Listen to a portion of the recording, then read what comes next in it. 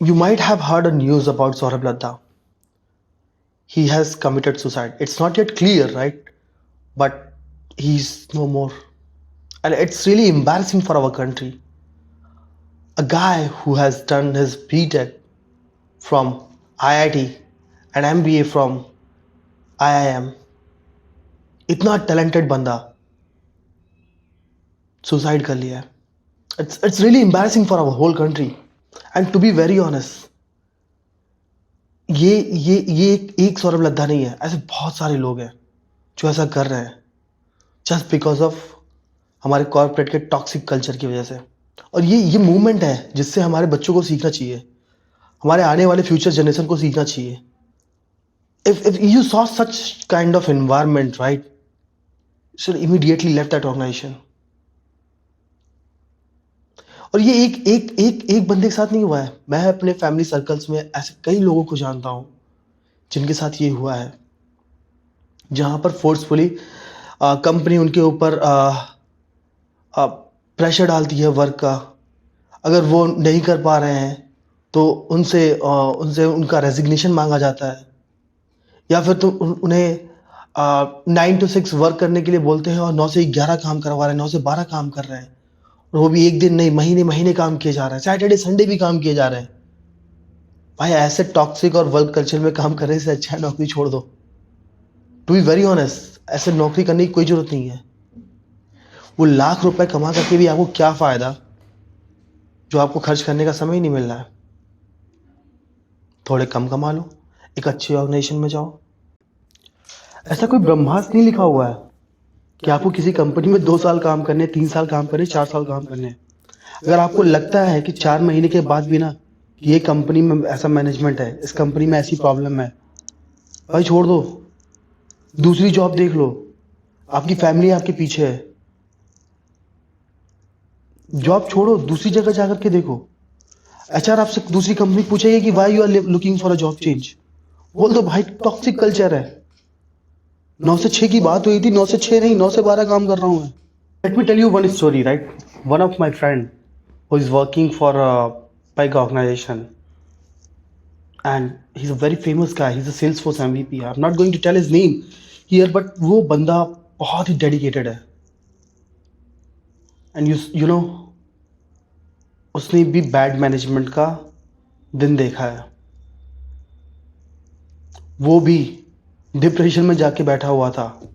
6 month वो depression में था. वो भी सुसाइड करने वाला था because the toxic culture and toxic management. Recent incident हुआ था एक ऑर्गेनाइजेशन में. I am not going to tell his name, और मैं उसको यहाँ पे लाना नहीं चाहता हूँ, बट एक रिसेंट इंसिडेंट हुआ था. एक बंदा जो कि एक बिग फर्म में काम कर रहा है, उसके टॉप लेवल के साथ आई डोंट नो कितना ट्रुथ है और कितना नहीं, but what I heard is like कि उसके टॉप मैनेजमेंट के साथ उसकी बन नहीं रही है. एंड द मूवमेंट कि उसके मैनेजमेंट के लोगों ने उनसे बोला कि आपका परफॉर्मेंस अच्छा नहीं है, and then he was forced to do resign. He has given 2 choices. Either stay in this organization and do some legal activity, prove yourself कि आप इस पे काम करने के लायक हैं या नहीं है. दूसरा, 3 महीने की सैलरी लो और भाई अपना आगे का देखो. ऐसे केस में अगला बंदा क्या करेगा? वो कहेगा भाई ठीक है, 3 महीने की सैलरी दे दो, जाके मैं दूसरी जॉब ढूंढ लूंगा. बट ये फैक्ट है कि हमारे देश में, कॉर्पोरेट वर्ल्ड में लोग ऐसे पॉलिटिक्स का शिकार बन रहे हैं, डे टू डे बन रहे हैं. 1 दिन, 2 दिन, 4 दिन, महीने, कितने दिन आदमी इससे परेशान रहेगा. लास्ट में उसके पास ऑप्शन नहीं बचता, चॉइस नहीं बचती है, तो ऐसे उल्टे सीधे कदम उठा लेता है. वो क्या करे, मजबूर है. एंड इस तरह की कंपनी में एचआर पॉलिसी कहाँ चली जाती है इस टाइम पे? ऐसे तो डेली एचआर पॉलिसीज आती हैं. सेक्सुअल हरासमेंट की एचआर पॉलिसीज रहेंगी, मैनेजमेंट में कोई प्रॉब्लम होगी एचआर पॉलिसीज रहेंगी, इधर की एचआर पॉलिसीज रहेंगी. सुबह 9 बजे टाइम पे आना है, एचआर पॉलिसीज रहेगी. 9 से 6:30 बजे तक आपको ऑफिस में रुकना है, एचआर पॉलिसी रहेगी. और इस टाइम पे सारी एचआर पॉलिसीज गायब हो जाती हैं। क्यों? तब नहीं पूछता है भाई कि ये बच्चे के साथ क्या हो गया, तब एचआर को याद नहीं आता है, ना तब मैनेजमेंट को याद आता है।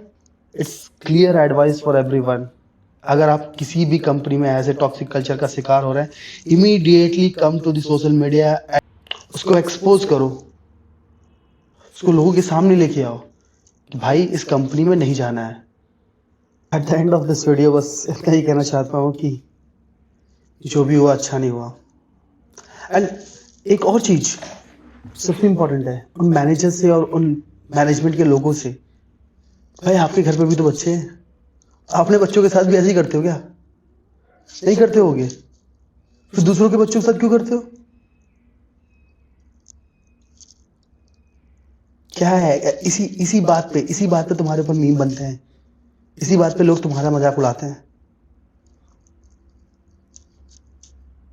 It's really embarrassing. Thank you so much.